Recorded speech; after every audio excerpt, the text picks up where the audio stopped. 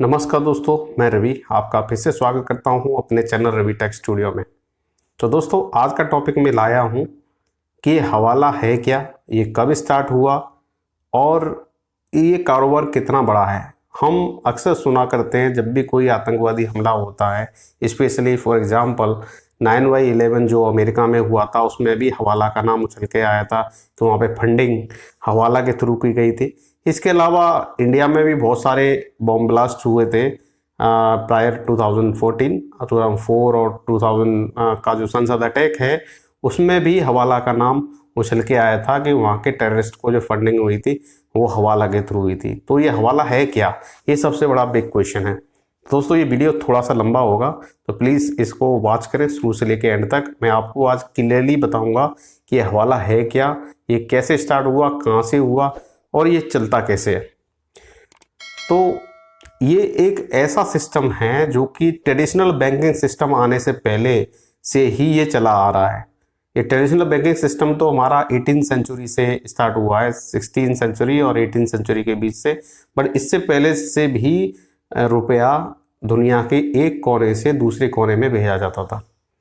तो इस सिस्टम में स्पेशली जो हवाला सिस्टम है, इसमें रुपए को दुनिया के एक कोने से दूसरे कोने में रुपए को बिना हिलाए हुए और किसी भी बैंकिंग सिस्टम का सहारा लिए हुए, कोई भी फॉर्म भरने की ज़रूरत नहीं, कोई भी फीस पे करने की ज़रूरत नहीं, और ये मनी एक जगह से दूसरी जगह तक पहुंच जाएगा। इसके लिए क्या ज़रूरत है, रिक्वायरमेंट क्या है? इसके लिए रिक्वायरमेंट केवल है एक जो मनी सेंडर है और एक मनी जो रिसीवर है। इसके अलावा जो बीच में जो खेल है वो बिचौलियों का होता है। तो दो बिचौलिए इसमें इन्वॉल्व होते हैं। तो ये जो हवाला कारोबार है, जो परंपरागत जितने भी अपने बैंकिंग सिस्टम में जो आजकल हम करते हैं, या फिर जो भी हम कोई मनी भेजते हैं, हम विदेश में काम कर रहे हैं, हमको अगर अपना मनी अपने कंट्री में भेजना है या अपने परिवार को भेजना है जो दूसरे कंट्री में रहते हैं, तो हम मनी एक्सचेंज के पास जाते हैं और मनी एक्सचेंज वाले को हम अपना जो हमें पैसा भेजना है वो देते हैं और उसमें मनी एक्सचेंज वाला कुछ उस पर कमीशन खाता है।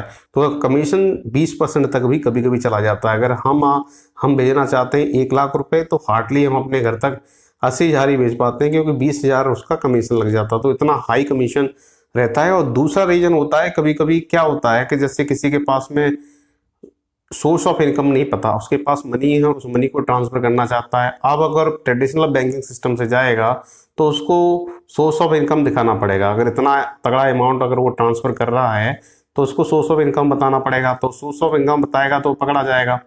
तो इन सारी चीज़ों से बचने के लिए लोग अक्सर ऐसे नॉन ट्रेडिशनल वेज में मनी ट्रांसफर करते हुए आए हैं। सदियों से ये सिस्टम का एक हिस्सा बना हुआ है। तो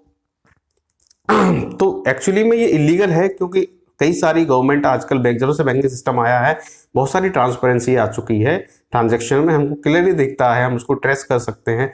बट ये हवाला कारोबार एक्चुअली ये चलता कैसे है? ये नॉन ट्रेडिशनल है और नॉन ट्रेडिशनल सारी चीज़ें अवैध कहलाती हैं और हम उसको कहेंगे इलीगल। तो ये एक तरह से ये कह सकते हैं इलीगल मनी लॉन्ड्रिंग जैसा सिस्टम है, जिसमें क्या है कि कौन पैसा भेज रहा है, कहाँ पैसा जा रहा है और कितना अमाउंट जा रहा है, उसको ट्रेस नहीं कर पाती। ना तो गवर्नमेंट ट्रेस कर पाती है, ना इंटरनेशनल एजेंसियां ट्रेस कर पाती हैं। और बीच में जो बिचौलिए होते हैं, इसकी इन लोगों की इसमें अहम भूमिका रहती है। और ये बिचौलिए ये एसेटन करते हैं कि किसी तरह का जो ट्रांजैक्शन का रिकॉर्ड है वो कहीं पे मिले नहीं। और जब वो सारे ये रिकॉर्ड वहाँ से हटा देते हैं, तो उस कंडीशन में अगर कोई भी गवर्नमेंट उस मनी को ट्रेस करने की कोशिश करेगी तो उनको कोई डिटेल मिलेगा नहीं। और इसी बिचौलियों की अहमियत और बिचौलियों की जो म्यूचुअल अंडरस्टैंडिंग है, उस पर ये हवाला कारोबार सदियों से चला हुआ आ रहा है।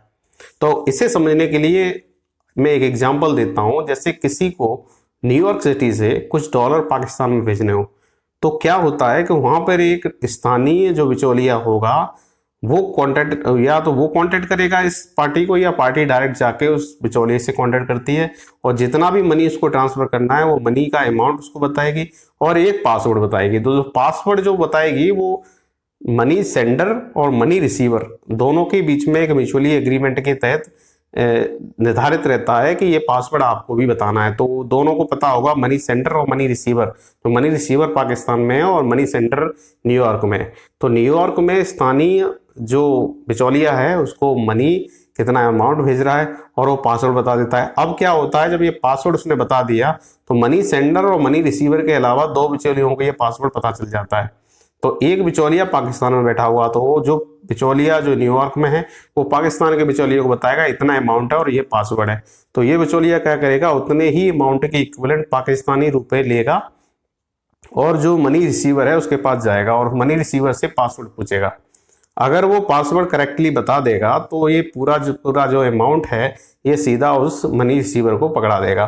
तो ये बिचौलिए का काम जो सेकंड एंड पे है वो ये असर्टेन करेगा कि जो मनी भेजा गया है वो सही आदमी पे पहुंच चुका है। अब उसे नहीं पता उस डब्बे में कितना मनी था और कितना गया, और इसके एवज में क्या करेंगे ये बिचौलिए, एक बिचौलिया वहां का जो न्यूयॉर्क का और दूसरा बिचौलिया जो पाकिस्तान में बैठा है वो क्या करेगा, कुछ इसमें से कमीशन अमाउंट काट लेगा। पर जो कमीशन अमाउंट काटेगा वो जो ट्रेडिशनल वे जो अपना मनी एक्सचेंज सर्विसेज हैं उनके कंपेरिजन में कई गुना कम होता है, इसलिए सारे लोग इसी को ज़्यादा प्रेफर करते हैं। तो ये है सबसे बड़ा इसका लूप एंड होल। अब क्वेश्चन आता है कि हवाला एक्चुअली आया कहाँ से। तो अगर इस हवाला की हिस्ट्री में जाने की कोशिश करेंगे तो कोई भी स्पष्ट तरीके से नहीं पता कि ये कब और कहां से स्टार्ट हुआ था। पर कुछ जो लोग हैं उनका मानना है कि ये जो हवाला का कारोबार है ये पुराने व्यापारिक इस मार्ग से स्थापित हुआ था, जिसको हम कहते हैं सिल्क रूट। तो सिल्क रूट के तहत इस हवाला के कारोबार की जो उत्पत्ति हुई थी उसको भारत से जोड़ा जाता है। तो सिल्क रूट पुरानी चीनी सभ्यता में एक व्यापारिक मार्ग हुआ करता था और सिल्क रूट पे बेसिकली जो व्यापार होता था वो रेशम का व्यापार होता था। तो उसी के थ्रू चाइना के पश्चिमी प्रांत से निकलकर रेशम लेकर लोग दुनिया के दूसरे कॉर्नर में जाया करते थे और वही ये सिल्क रूट भारत को भी कनेक्ट करता था।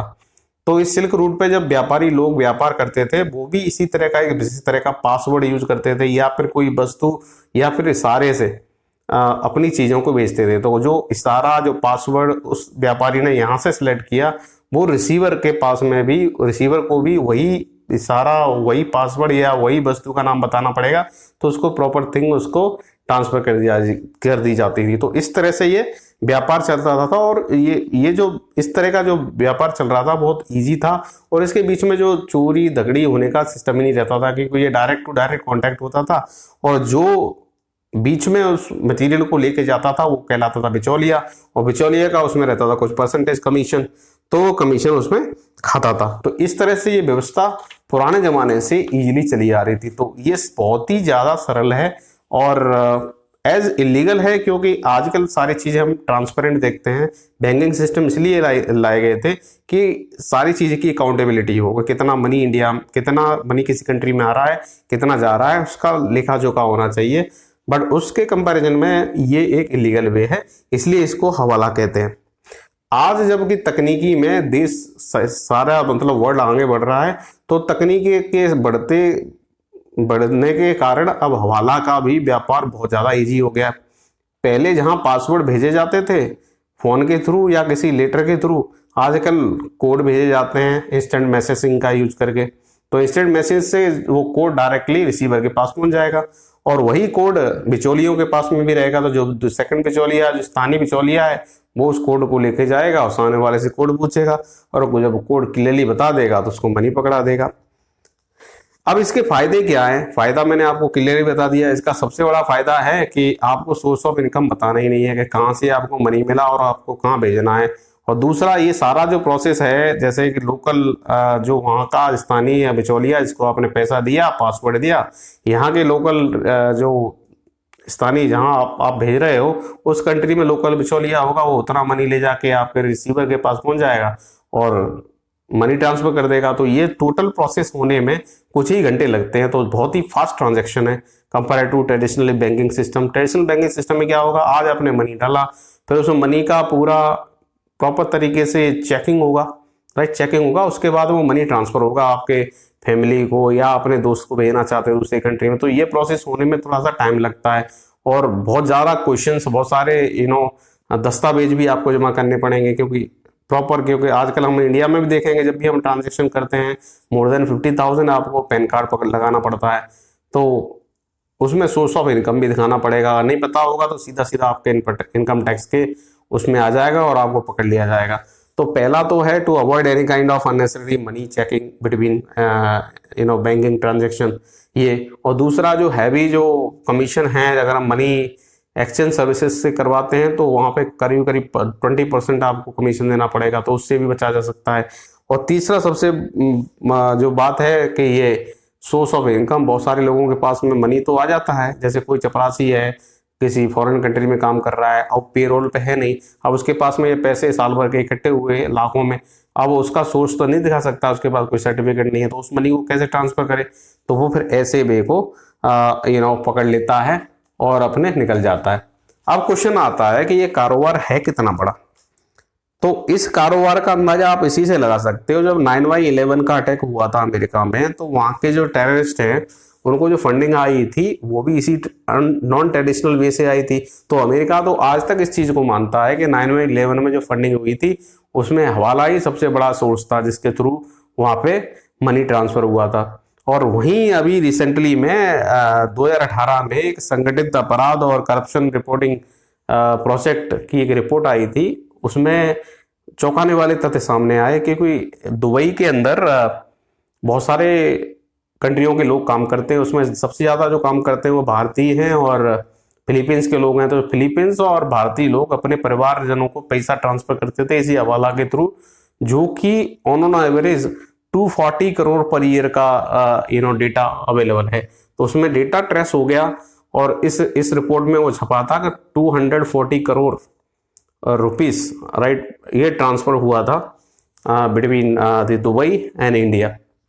तो आप इसी से अंदाजा लगा सकते हो कि एक पार्टिकुलर कंट्री से इतना ट्रांजैक्शन हो रहा है, जो कि दुबई एक छोटा सा कंट्री है, और ऐसे बड़े बड़ी कंट्रियां हैं, पाकिस्तान बांग्लादेश है, श्रीलंका है, तो इनसे कितना मनी ट्रांसफर होता होगा। तो इसका व्यापार बहुत बड़ा है।